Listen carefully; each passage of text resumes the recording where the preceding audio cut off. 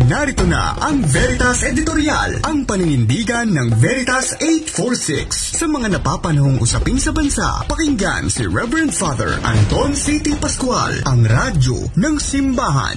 Veritas Editorial. Mga kapanalig, abay nakakaalarma ang ating Department of Health sa pagtaas ng kaso ng mga Pilipinong may Human Immunodeficiency Virus o HIV, lalo na sa mga edad 15 hanggang 25. Abay sa datos ng ahensya, bumulusok ng 500% ang HIV cases sa age group na ito sa pagitan ng 2010 at 2023. Ang pinakabata ayon kay Health Secretary Teodoro Herbosa ay isang batang 12 taong gulang. Sa Western Pacific region, ang Pilipinas daw ang may pinakamaraming bagong kaso ng HIV. Ang ating average nitong unang 3 buwan ng 2025 ay 57 na kaso bawat araw. Hindi bababa sa 5,000 ang mga kasong naitala ng DOH sa panahong iyon. Halos doble po ng bilang ng mga HIV cases na nai-record ng ahensya sa kaparehong panahon noong isang taon. Ang mas ikinababahala din ng DOH, kapanalig, ay ang mga kabataang nahahawahan ng HIV. Kung hindi raw ito maagapan, aabot sa 400,000 ang mga people living with HIV sa ating bansa. Abay nais ng DOH na ituring ito bilang isang national health emergency. Pangunahing nakukuha ang HIV na nauuwi sa AIDS o acquired immune deficiency syndrome sa hindi protektadong pakikipagtalik. Mula nang i-monitor ng Pilipinas ang HIV at AIDS noong 1985, lumilitaw sa datos na 96% na mga naitalang kaso ay sexual contact ang sanhi.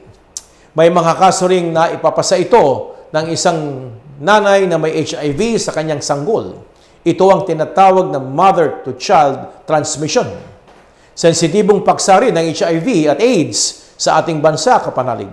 Iniiwasan itong pag-usapan dahil sa negatibong pagtingin sa mga taong nahahawahan. Madalas itong iugnay sa sexual behavior ng mga tao at aminin natin hindi pa bukas ang kaisipan ng marami sa atin tungkol sa usaping ito. May stigma, nakadikit ang pagkakaroon ng HIV. Mababa ang tingin natin, kapanalig, sa mga people living with HIV. Kapag pumasok pa sa usapan ng relihiyon, tinitingnan ang mga taong namumuhay ng may HIV bilang mga makasalanang tao. Kawawa naman. Dapat nating ituwid ito, mga kapanalig. Kaya naman, makatulong sana ang panawagang kamakailan ni Bishop Oscar Jaime Florencio, Vice Chairman ng CBCP, Episcopal Commission on Healthcare. Hinihikayat niya ang mga taong may HIV, lalo na ang mga kabataan, na huwag matakot humingi ng tulong. Huwag silang mahiyang magpasuri para alamin ang kanilang estado o kalagayan, lalo na kung sila ay sexually active. Bahagi sila ng simbahan. Pagkitiyak ni Bishop Florencio, we know that you are part of the church we serve and the church we love. Wika nga ng obispo. National emergency man o hindi ang pagtaas sa mga kaso ng HIV sa ating bansa, katuwang ng ating gobyerno ang simbahan sa pagharap sa hamong pangkalusugang ito. Siguradong may mga grupo pa rin sa ating simbahan ang hindi lubos na natatanggap ang mga taong may HIV at ikinagabit pa rin ang kanilang kalagayan sa pagiging makasalanan.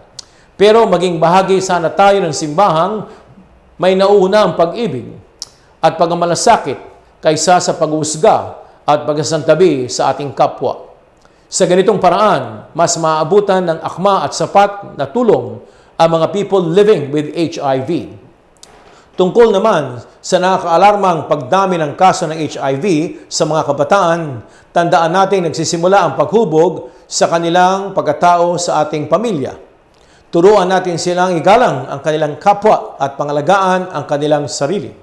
Subaybayan natin sila, kapanalig. Maging mabuting halimbawa tayo sa kanila. Ituro natin sa bata ang dapat nilang lakaran. Paalaala nga sa Kawikaan 22:6. Mga kapanalig, ibang-iba na ang mundo natin ngayon. Pero hindi nagbabago ang imbitasyon sa ating mga Katoliko, sa ating mga Kristiyano, na igalang ang kalayaan ng bawat isa at alagaan ang isa't isa, kabilang ang mga people living with HIV. Ang sabi nga ni Pope Francis, ang simbahan ay dapat isang field hospital naroon sa giyera upang mabigyan ng gamot, tulong, malasakit ang mga may sakit. Unahin na natin ang mga may HIV.